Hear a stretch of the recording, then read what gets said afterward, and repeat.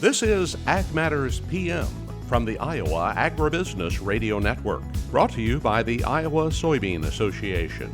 Your daily recap of the information that affects Iowa's farmers, producers, and consumers, right here in the heart of the heartland. With reports from our award-winning broadcast team of Dustin Hoffman, Riley Smith, and Mark Magnuson. Now, from the IARN studios in Des Moines, here's Riley Smith. Good day and welcome to Ag Matters PM from the Iowa Agribusiness Radio Network. I'm Riley Smith. Today is Wednesday, June 12th of 2024. It is a hot one outside today, so if you have to do anything outdoors, make sure you are staying hydrated and take breaks when needed. We're so glad you could join us for today's show. In today's episode, I talk with Brett O'Brien of Merck Animal Health as we had a chance to visit and catch up on the latest offerings from Merck at the World Pork Expo in Des Moines last week. But first, let's go ahead and take a look at the closing markets, especially following today's WASDE report. It's time now for the Ag Matters PM Closing Market Summary, your source for market analysis and settlement prices from the day's trade in Chicago, courtesy of the folks at agmarket.net. At the end of another trading day in the ag marketplace, we're here with Ross Baldwin of agmarket.net. Of course, Ross, today being a WASDE report day, the June WASDE coming out at 11 this morning. Not much that really came out from the report, but what did we see so far from those numbers? Hey, Riley. Yeah, the report was extremely quiet. Not many changes in it, which the market was pretty much leaning that way. Old crop corn numbers, they were a little over 2 billion bushels, right in line. It was unchanged from last month. It was a smidge above what the trade was guessing, but nothing meaningful. I mean, I believe the trade was guessing 2.01 and it came in at 2.022 on old crop. New crop carry out was also unchanged from last month. The yield was left unchanged. No surprise there. Corn still at 181, which is what the trade was expecting. And the new carry outs, 2.1 billion bushels. Trade was expecting 2.09, but still nothing meaningful there. Beans were unchanged versus the expectations. They were 10 million bushels higher versus last month for the old beans, but they were 350 million bushels. New bean carryouts expected at 455 million bushels. The trade was looking for 460, so at least a little under what the trade was looking at, but it is 445 was the number last month. But all in all, for corn and beans, no big changes there. Corn actually ended the day up a little bit. Interesting, we continue to see the corn market bull spread. So July corn was 3 3/4 higher today, where SEP was 2 cents higher. Over in the bean markets, they continue to aggressively bull spread the bean market as well. But July beans were down a penny. The new crop beans were down 4 cents. So then, of course, at this time of year especially, we're expecting those just slight changes to USDA's expectations on stuff, but even this, expecting those slight changes is quite small for that standard. So looking forward into the rest of the year, the rest of crop season, as we get closer and closer to what we think the crop really might be, do we think we'll see many more changes to future reports?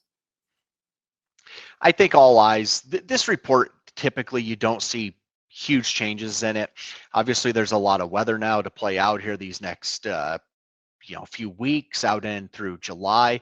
But the big attention is going to be on the June 28th report, where that's your final acres is going to be the biggest driver in that. What did we gain or lose any corn acres, and how did that impact bean acres? So that report, I would expect to have some volatility in it. It seems like it always does.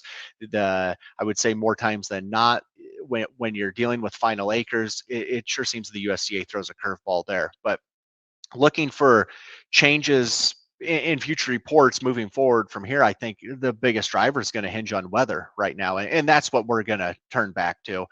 Right now, there hasn't been many weather concerns. We have had a little bit of heat here recently, but it's actually been what the crop needed given the amount of moisture that we've started the year off with. So there's a lot of guys that are actually happy to see this heat in the forecast right now. Give the corn a chance to rut down. And the 10-day forecast does have good chances of rain across the Corn Belt. So if we could get some rain like is forecast. I believe for a lot of the Corn Belt, there's 1 to 3 inches forecast over the next 10 days. It could be some extremely timely rains, but just looking down the road, it's going to be all about weather right now and any impacts on that. But with these expectations that we've got floating out here, when you look at like the new soybean carry out of 450 plus million bushels, it's going to take a heck of a weather problem to really see a serious rally in this bean market, especially when you look at Brazil's bean production. USDA's at 153 million metric tons. The trade was looking for 152, but that was down from last month's 154. But that's still a big crop down there, especially when you look at what we're looking at here for our new crop beans. And then on the other side of the marketplace, Ross, what do we see going on in the cattle and hogs today? Pretty quiet day of trade across the cattle markets. Live cattle were 10 to 60 lower. Feeders, they were call it 10 to 50 lower. I mean, both of them were extremely quiet. We had the strong rally on Monday, and the last couple of days been extremely quiet across the cattle market. The cattle market cash trade hasn't even really occurred. There was some small trade down the south, but 186 to 188 is kind of what I've seen, which kind of on the cattle that were getting sold, it would be a little bit firmer versus last week. But trade in the north has not happened.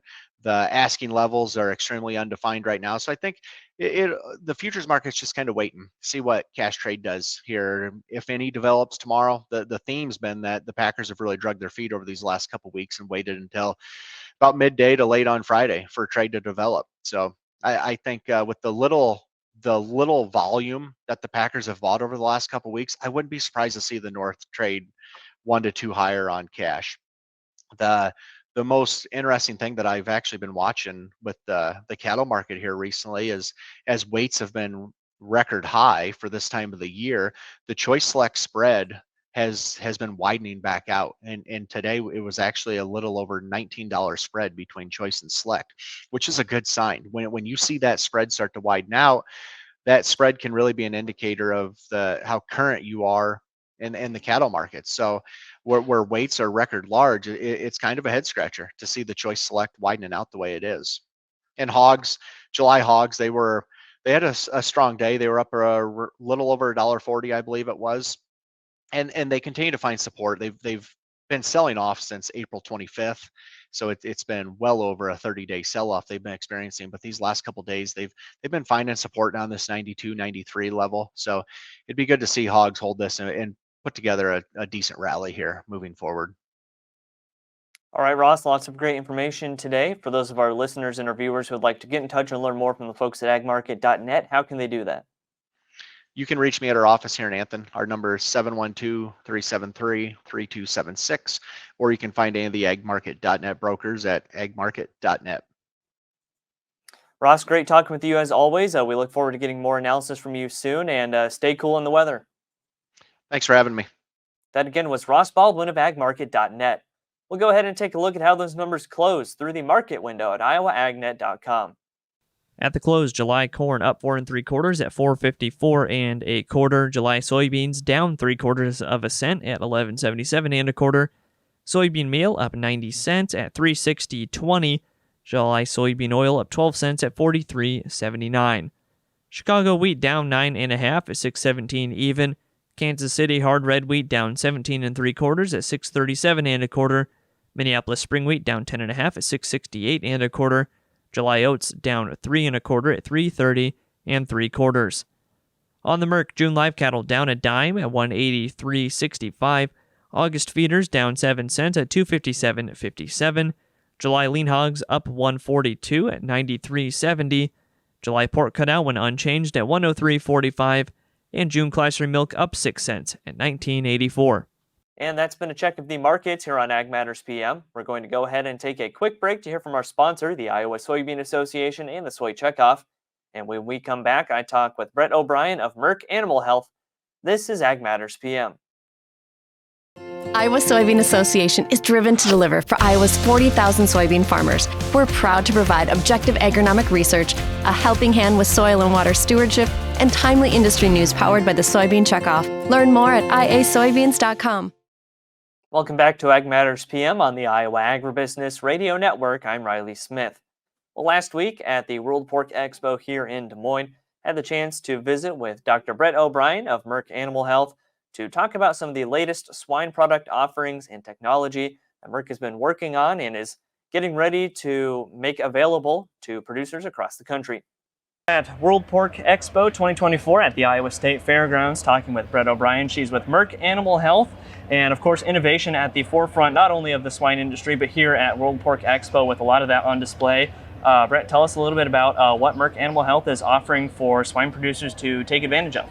Yeah, no, thanks. One of the joys I have at Merck is we're really driven to innovate and use science to drive health improvements and well-being improvements in our pigs. And so, I think in the livestock space, in the last couple of years, we've brought more innovation from our products and technology than any other animal health company. And so what I'm proud specifically in the pork space for this last year have been, I guess, 3 areas. So last year at this time, we were launching our Circumvent CML. It's a 3-in-1. And why, what was the drive to do that one? Well, producers are always clamoring, hey, I want to do more, right, with less. And so we were able to innovate and get 3 critical, antigens for key diseases that swine face: circovirus, mycoplasma pneumoniae, and ileitis, all in one bottle. Now, the reason I bring it up, even though we launched at World Pork, is everyone always wants to know, okay, so now that it's been out in the field, how is it performing? How do producers like the product? And so I am happy to report, after millions of doses used, that we're getting the expected level of protection that we see with our grandfather products with that one. And folks love the ease of administration. You've got less volume, right, to a younger pig to be able to protect those for those diseases. So that's one innovation update, I guess. The other 2 exciting ones are new to this year. And so in the fall of last year, as we know in the pork industry, we, have really taken a diligent effort over time for disease prevention with different vaccine and control methods used. One of the diseases I know that plagues producers is influenza. And for, in pork, we've got the most complicated influenza picture out there, I think, and we've got a lot of it, unfortunately, still circulating. So to me, that's a big area of opportunity. And the reason it's so important is because oftentimes it's just not flu alone, right? You'll have pigs getting weaned that are positive for it. That just makes them more susceptible for strep, PRRS, anything else that layers on top of it. So what I'm excited that we really innovated, we have and have had a Sequivity technology prescription platform that has in years past been used for an HA flu vaccine that we've used very successfully to eliminate active circulation in sow farms so you can get a negative wean pig out the door. Now, what the obstacle has always been, though, is because existing flu products contain the HA, we have a maternal antibody interference in those baby pigs. And so you can't effectively vaccinate them until those antibodies wane. So what Merck did is we came out with a Sequivity NA. It's a neuraminidase flu vaccine, so also critical to that infection cycle of flu. But now we can protect cells and now get flu protection on board in babies as young as 3 days of age. So it's a 2-dose product, 3 days of age and 3 weeks later, and the level of protection comes on really early. So, for most producers, the cost of flu that they probably feel the most is in that early nursery period. That's the sore point. And now you've got, a holistic, a whole program to really tackle that disease. So I'm really excited about that one. And we've had great success in the field for layering that into elimination programs, or even recently we did a challenge study to demonstrate that production gains for those that are vaccinated at placement in the nursery versus those that are not. So that is one. And then the last one that we just came up with, our Sequivity technology, which I mentioned before, our prescription platform. We do a list of many different targets in there. We can do PCV3, SAPO, rotavirus, flu, etc. But what we're excited is we just launched the Sequivity prescription technology with adjuvant. So now the system, you've got our tried and true MDF adjuvant, which is the same one that's in our Circumvent product line, our Porcellus ileitis. I mean, people are used to this adjuvant system that helps strengthen and elicit a strong immune response to what you're giving them. And now we've got that in that technology as well. So I'm really excited, to have that. That'll be coming out.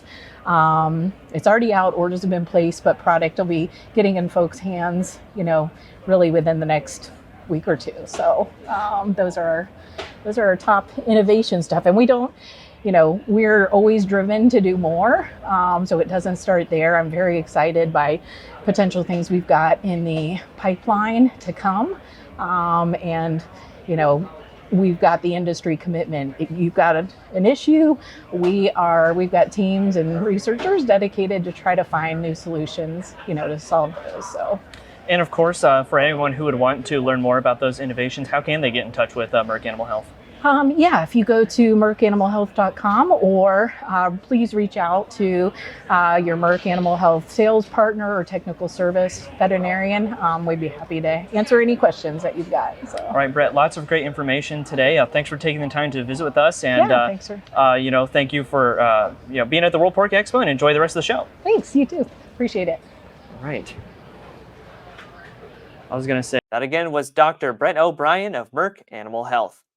And that's all we have for today's episode of Ag Matters PM. Thanks again for tuning in. You can find all of our content on our website at iowaagnet.com. Also follow us on social media at Facebook, X, LinkedIn, and TikTok, and find our video content as well as previous episodes of AM PM on our YouTube channel. Don't forget as well our free morning, midday, and closing market podcasts on Apple, Amazon, Google, Spotify, and Podbean. You can also use those to find our Iowa Ag Matters podcast and the Pods of Potential podcast. From the Iowa Agribusiness Radio Network studios in Des Moines, I'm Riley Smith. On behalf of Mark Magnuson, Andy Peterson, Dustin Huffman, and Quentin Slater, we thank you for watching. This has been Ag Matters PM.